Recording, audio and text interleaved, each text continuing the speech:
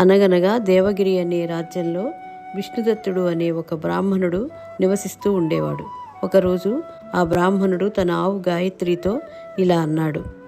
అమ్మా గాయత్రి, ఇన్ని రోజుల నుంచి నా కుటుంబ భారము, మా పోషణ ఒక తల్లిలాగా నువ్వే చూసుకున్నావు. కానీ అనుకోని పరిస్థితుల వల్ల నా తండ్రి సమానుడైన నా అన్నగారి కూతురి పెళ్లి కోసం నాకు డబ్బు అవసరమైంది. అందుకని ఆ వివాహం కోసం నిన్ను అమ్మాల్సి వస్తుంది. ఇక్కడ దగ్గరలో ఉన్న గోశాలకు నిన్ను అమ్మాల్సి వస్తుంది. చివరి ప్రయత్నంగా ఎక్కడన్నా అప్పు అడుగుతాను, అది సఫలమయ్యేటట్టు చూడు అమ్మా. మీ అన్నయ్య గారి కూతురు పెళ్లి కోసం గాయత్రిని అమ్మడం కంటే మన ఊరు సుబ్బయ్య గారిని అప్పడగచ్చు కదండి. ఆ సుబ్బయ్య పెద్ద తిరకాసు మనిషి, డబ్బు ఒక పట్టాన ఇవ్వడు. సరే, అడిగి చూస్తాను, అంతా దేవుడి దయ. ఇంకా ముందు ఒకసారి అడిగి చూడండి. ఇవ్వటం ఇవ్వకపోవడం తర్వాత సంగతి, ఇంకా అంతా భగవంతుడి దయ. ఇంకా సుబ్బయ్యని డబ్బు అడగడానికి విష్ణుదత్తుడు సుబ్బయ్య ఇంటికి బయలుదేరుతాడు. నమస్కారం విష్ణు భట్టు గారు, ఏంటి ఉదయాన్నే ఇటు పక్కకు వచ్చారు? ఏమన్నా పని ఉంటే చెప్పండి, తొందరగా చేసేద్దాం. మా దగ్గర ఏమీ ఆలస్యం ఉండదు. ఏమీ లేదు సుబ్బయ్య గారు, త్వరలోనే మా అన్నయ్య గారి కూతురు వివాహం, అందుకోసం డబ్బు అవసరం ఉండి వచ్చాను. అయినా మీ ఇల్లు తాకట్టులోనే ఉంది కదండి, ఏం చూసిమ్మంటారు? సరే, నా జాతకంలో ఒక దోషం ఉంది. పౌర్ణమి రోజు సోమవారం నాడు నదీ స్నానం చేస్తూ రాత్రి జాము నుంచి ఉదయం వరకు పంచాక్షరి మంత్రం జపించాలి. అలా జపిస్తే నా దోషం పోతుందని చెప్పారు సిద్ధాంతి గారు. అది గనక మీరు చేస్తే డబ్బు ఇవ్వటానికి నాకు ఏ అభ్యంతరం లేదు. సరేనండి, నేను ఆ జపం తప్పకుండా చేస్తాను. నాకు డబ్బు చాలా అవసరం, మీ సహాయం నేను మర్చిపోలేను. దాందే ఉందిలేండి, మీరు జపం చేస్తే అంతకంటే కావాల్సిందే ఉంది. వెళ్ళిరండి. ఇంకా ఆ రోజు రాత్రి పూజారి పడుకోకుండా ఏం చేయాలో ఆలోచిస్తుంటాడు. ఏది ఏమైనా నా ఆరోగ్యం పాడైనా సరే ఈరోజు రాత్రి నుంచి తెల్లవారుజాము వరకు నదిలో ఉండి జపం చేయాలి అని విష్ణు అనుకున్నట్లే నదికి బయలుదేరి వెళతాడు.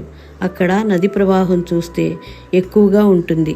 విష్ణుభట్టు ఆ ప్రవాహాన్ని లెక్క చేయకుండా తన అన్నకి ధన సహాయం కోసం ఎంతో వేగంగా ప్రవహించే నదిలోకి ఒక్కొక్క మెట్టు దిగుతూ తనకు ఇంత సహాయం చేయబోతున్న ఆ సుబ్బయ్య గారింటిని కాగడా వెలుతురులో చూస్తూ రాత్రిజాము నుంచి ఏకధాటిగా తెల్లవారుజాము సూర్యోదయం వరకు ఎట్టి విశ్రాంతి లేకుండా నదిలోనే ఉండి సూర్యోదయానికి నది నుండి నేరుగా సుబ్బయ్య గారింటికి వెళతాడు. తన ఇంటికి వస్తున్న విష్ణుభట్టును చూసి సుబ్బయ్య ఇలా అంటాడు. ఏంటి విష్ణు భట్టు గారు, ఇలా ఉదయాన్నే విచ్చేశారు? ఏంటి విషయం? నిన్న రాత్రి మీ తరపున నేను నదిలో ఉండి తెల్లారుజాము వరకు జపం చేశాను. ఏంటండి మీరు మాట్లాడేది? మీరు రాత్రంతా నదిలో ఉండి జపం చేశారా? నాకు నమ్మబుద్ధి కావటం లేదు. నిజం సుబ్బయ్య గారు, నేను రాత్రంతా నదిలో ఉండి జపం చేశాను. నా అవసరం అలాంటిది. దయచేసి నాకు డబ్బు ఇప్పించండి. జపం చేస్తే ఆ ఫలం నాకు ధారపోయాలి కదా, మరి నాకు మీరు ఎప్పుడు ధారపోశారు? రాత్రి కాగడా వెలుతుల్లో మీ ఇంటిని చూస్తూ మీకు జపం ధారపోశాను సుబ్బయ్య గారు. ఎంత పని చేశారండి! అంత చలిలో ఎలా మీరు జపం చేశారో అనుకున్నా. ఇదన్నమాట విషయం. మా ఇంటి కాగడా వేడికి మీరు చక్కగా నదిలో ఉండి జపం చేశారు. అసలు అలా జపం చేసినా ప్రయోజనం ఉండదు.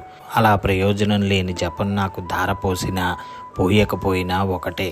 ఇంకా మళ్ళీ పౌర్ణమితో సోమవారం 20 సంవత్సరాలకు వస్తుంది.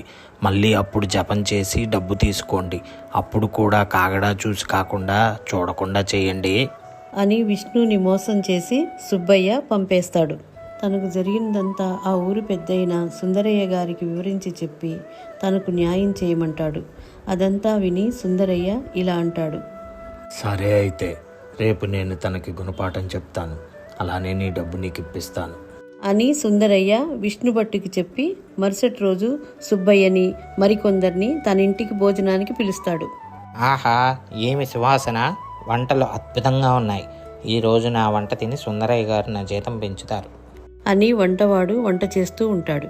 అబ్బా, వంటల సువాసన అద్భుతంగా ఉన్నాయి సుందరయ్య గారు. ఇప్పుడేం చూశారండి, ఇంకా చాలానే కూరలున్నాయి. 1 నిమిషం ఓపిక పట్టండి.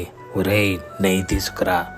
వచ్చేస్తున్నా సుందరయ్య గారు, వంట ఆఖరిలోకి వచ్చేస్తున్నా. వంట చేసేవాడు సుందరయ్య గారి దగ్గరికి వచ్చి ఇలా అంటాడు. నన్ను క్షమించాలి, ఇంకా కొద్దిగా ఆలస్యం అయ్యేటట్టుంది. నెయ్యి కాస్తున్నాను, అది కరగటానికి ఇంకా 1 గంట పట్టేలా ఉంది. ఏంటి గంట పడుతుందా? నెయ్యి కరగడానికి ఎక్కడన్నా గంట సమయం పడుతుందా? ఏం వంటవాడివయ్యా నువ్వు? తమాషా చేస్తున్నావా?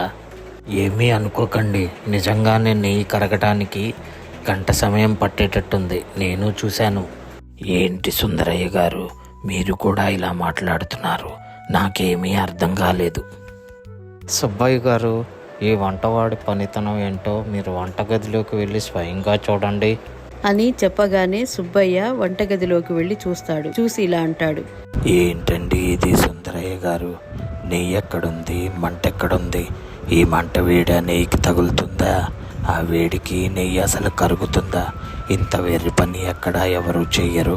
అదేంటండి సుబ్బయ్య గారు, మీరు చెప్పినట్టు చూస్తే ఎక్కడో నదిలో ఉన్న విష్ణుభట్టుకి మీ ఇంటి కాగడా మంటకి చలిపోగా లేనిది ఇంత దగ్గరలో ఉన్న మంటకి నెయ్యి కరగదంటారా? ఇప్పటికన్నా మీ మోసంతో ఒక మంచి మనిషికి అన్యాయం చేయకండి. మీకు మీ కుటుంబానికి అంత మంచిది కాదు. క్షమించండి సుందరయ్య గారు, నా తప్పు నాకు తెలిసేటట్టు చేసినందుకు. రేపు డబ్బు విష్ణుభట్టుకి ఇస్తాను. నన్ను క్షమించండి విష్ణుభట్టు గారు. ఇదిగో మీరు అడిగిన దానికంటే ఎక్కువే ఇస్తున్నాను, తీసుకోండి. కృతజ్ఞతలు సుబ్బయ్య గారు అని చెప్పి డబ్బు తీసుకుంటాడు విష్ణుభట్టు.